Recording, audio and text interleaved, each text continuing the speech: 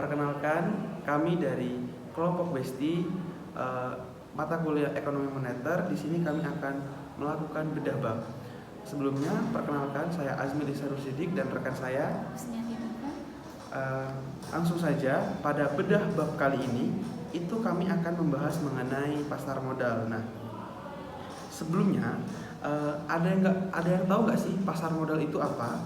Nah, buat kalian yang belum mengetahui mengenai pasar modal, jadi pasar modal atau capital market merupakan pasar yang memperjualbelikan instrumen jangka panjang atau jatuh tempo setahun atau lebih atau instrumen ekuitas.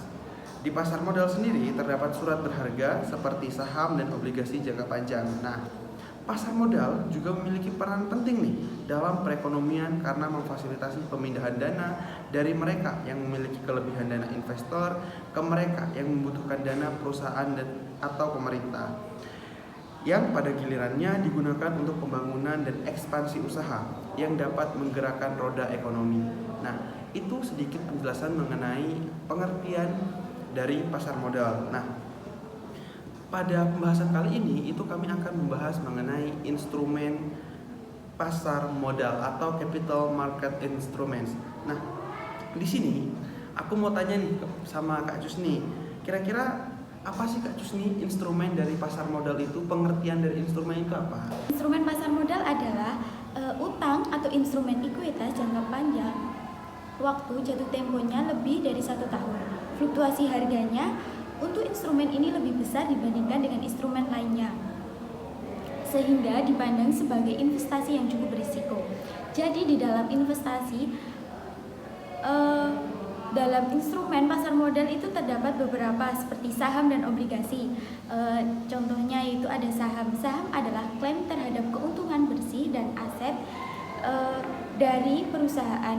Nilai saat ini mencapai 21 dolar pada akhir tahun 2013 dan melebihi nilai surat berharga lainnya di pasar modal. Namun, jumlah saham baru yang diterbitkan setiap tahunnya biasanya cukup kecil, kurang dari 1% nilai saham yang beredar. Selanjutnya yaitu ada kredit rumah. Adalah pinjaman kepada rumah tangga atau perusahaan untuk membeli tanah, rumah, atau aset di mana aset real dan rumah tersebut itu berperan sebagai jaminan. Selanjutnya yaitu ada obligasi perusahaan. Obligasi ini tuh obligasi yang berjangka panjang yang diterbitkan oleh perusahaan dengan peringkat kredit yang sangat tinggi. Obligasi perusahaan ini juga disebut dengan obligasi konvertibel, yaitu memiliki karakteristik pemegang obligasi dibebaskan untuk menukarkan dengan sejumlah saham kapan saja dan sebelum jatuh temponya. Selanjutnya yaitu ada obligasi pemerintahan negara bagian dan daerah. Obligasi daerah ini adalah instrumen uang jangka panjang yang diterbitkan oleh pemerintah negara bagian dan daerah untuk membiayai pengeluaran pembangunan. Memiliki karakteristik yaitu bunga yang dibayarkan tidak dikenakan pajak.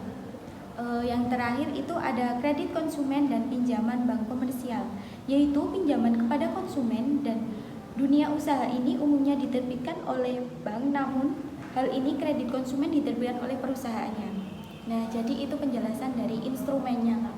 Oh, jadi terdapat beberapa jenis nih dari instrumen pasar modal sendiri. Tadi ada saham, ada kredit rumah tangga, terus ada obligasi perusahaan, ada obligasi pemerintah dan bagian dan daerah, terus ada kredit konsumen. Ada banyak jenis dari instrumen pasar modal sendiri. Nah, di sini aku mau tanya nih Kak, kira-kira seperti apa sih contoh dari instrumen pasar modal itu, atau contoh dari pasar modalnya itu ada atau enggak ya Kak Jusni? Ada, sepertinya itu ada BIE itu yang berdiri di Jakarta tersebut. BIE itu apa ya Kak ya? Ya, BIE itu Bursa Efek Indonesia. Oke. Jadi kenapa sih Kak Kak Jusni menjawab BIE sebagai contoh dari pasar modal? Bisa tolong dijelaskan dikit atau enggak ya? Jadi BIE itu merupakan hasil penggabungan dari dua bursa atau saham sebelumnya beroperasi di Indonesia, yaitu dari Bursa Efek Jakarta dan Bursa Efek Surabaya yang digabungkan pada tahun 2007. BIE juga berfungsi sebagai pasar untuk memperdagangkan saham dan obligasi juga dan instrumennya. Baik. Jadi seperti itu mengenai contoh dari pasar modal sendiri. Itu tadi merupakan penjelasan dari Kak Cusni mengenai contoh dari pasar modal, di mana Kak Cusni itu menyebutkan bahwa BIE sebagai contoh dari pasar modal dan juga telah dijelaskan mengenai BIE itu seperti apa. Nah, di sini aku masih punya pertanyaan nih mengenai BIE, Kak. Apa sih peran dari BIE sehingga Kak Cusni memberikan contoh dari pasar modal itu BIE? Jadi gini, dalam BIE itu punya peran penting dalam ekonomi Indonesia karena menyediakan platform bagi perusahaan untuk mengumpulkan modal dari publik melalui penawaran saham perdana atau IPO dan menerbitkan sekuritas lainnya. Selain itu juga BIE memungkinkan investor baik individu maupun institusi untuk berinvestasi dan melakukan perdagangan berbagai di instrumen keuangan. Jadi operasional BIE ini diatur oleh OJK atau Otoritas Keuangan, yang merupakan lembaga pemerintah yang bertanggung jawab untuk mengawasi industri jasa keuangan di Indonesia, termasuk pasar modal. BIE tersebut mengembangkan dan memperbarui sistem serta regulasi untuk meningkatkan transparansi, efisien, dan perlindungan bagi investor. Nah, akhirnya terjawab juga nih pertanyaan dari saya mengenai peran dari BIE sendiri. Jadi sudah jelas bahwa Kak Cusni tadi menyebutkan BIE sebagai contoh dari pasar modal, di mana sudah dijelaskan fungsinya dan juga perannya, sehingga BIE ini memang bisa dijadikan contoh dari pasar modal itu sendiri. Nah, jadi kan kakak tadi sudah menjelaskan ya tentang pasar modal itu apa. Nah, jadi saya tuh pengen tahu bagaimana sih cara bekerjanya di pasar modal tersebut. Oke, nah jika membahas mengenai cara kerja atau mekanisme dari pasar modal, maka bisa dilihat dari jenis dari pasar modal itu terlebih dahulu, di mana pasar modal itu berdasarkan waktu transaksinya dibagi menjadi dua, Kak, yaitu pasar perdana dan pasar sekunder. Nah, lalu pertanyaan tadi kan bagaimana mekanisme dari cara kerja dari pasar modal ini. Nah, di sini aku akan jelasin kedua-duanya, baik pasar perdana maupun pasar sekundernya. Nah, untuk mekanisme pasar perdana sendiri secara sederhana, pengertian dari pasar perdana adalah pasar di mana berbagai efek diperdagangkan untuk pertama kalinya ke investor sebelum dicatat ke Bursa Efek Indonesia atau BIE, seperti yang sudah dijelaskan oleh Kak Cusni tadi. Nah, jika kita tarik lebih dalam, di dalam pasar perdana ini, efek yang ditawarkan kepada investor atau pemodal oleh pihak peminjam emisi melalui perantara pedagang efek atau broker dealer sebagai agen penjual saham. Nah, proses itu biasanya disebut dengan penawaran umum perdana atau initial public offering. Nah, adapun ilustrasi atau gambaran dari cara kerjanya di pasar perdana ini adalah yang pertama itu investor bisa mengisi formulir pemesanan pembelian saham dan menyetorkan dana ke rekening dana nasabah di perusahaan efek, kemudian menyerahkan formulir tadi, bukti storenya, serta identitas dari investor itu. Lalu yang kedua, perusahaan efek akan menyerahkan formulir tadi ke peminjam emisi, ke penjamin emisi untuk dilanjutkan ke Biro Administrasi Efek atau BAE untuk mendapatkan penjatahan saham.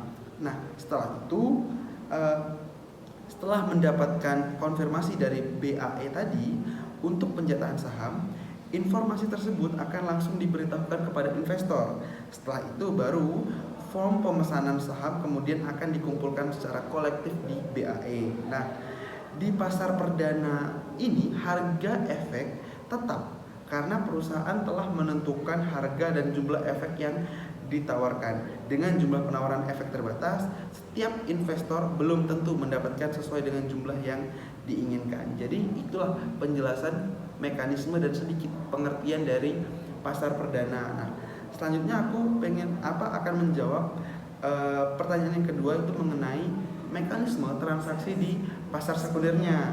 Nah, pasar sekunder ini adalah pasar yang memperdagangkan berbagai efek. Nah, kalau di pasar perdana tadi itu adalah pasar berbagai efek diperdagangkan untuk pertama kalinya ya Kak ya. Jadi di pasar sekunder ini pasar yang memperdagangkan berbagai efek setelah tercatat di Bursa Efek Indonesia. Nah, untuk mekanismenya sendiri itu yang pertama, transaksi pada pasar sekunder dilakukan di bursa efek melalui perantara perusahaan efek anggota bursa. Nah, selanjutnya investor yang ingin membeli saham akan melakukan order beli melalui perusahaan efek dengan menyebutkan nama saham, nominal pembelian dalam LOT, dan harga dari saham yang akan dibeli.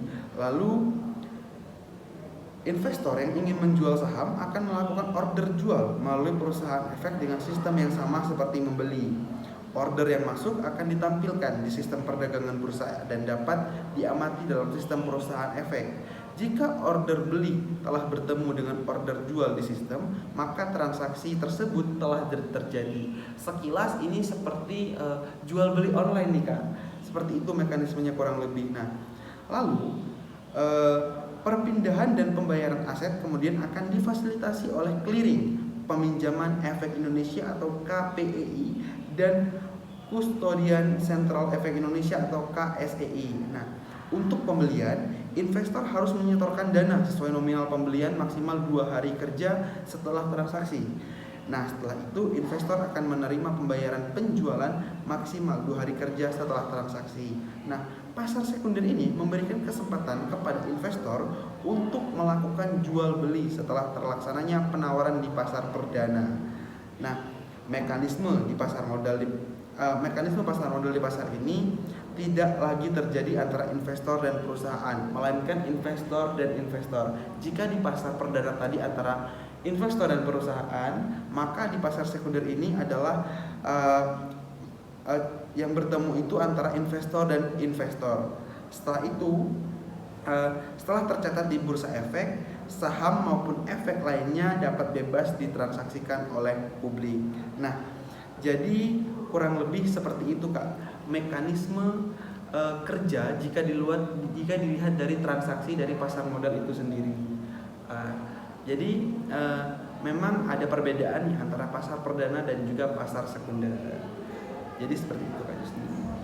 Sudah paham. Berarti jadi mekanisme tadi ada 2 cara ya, dari cara perdana dan cara pasar sekunder. Iya, jadi kurang lebih seperti itu. Nah, mungkin itu saja bedah bab mata kuliah ekonomi moneter pada minggu ini, di mana materi yang kami bahas adalah mengenai pasar modal. Semoga materi yang kami sampaikan dapat bermanfaat buat kalian semua. Saya Azmil Ihsanul Siddiq dan rekan saya Husniati Purva pamit undur diri. Wassalamualaikum warahmatullahi wabarakatuh.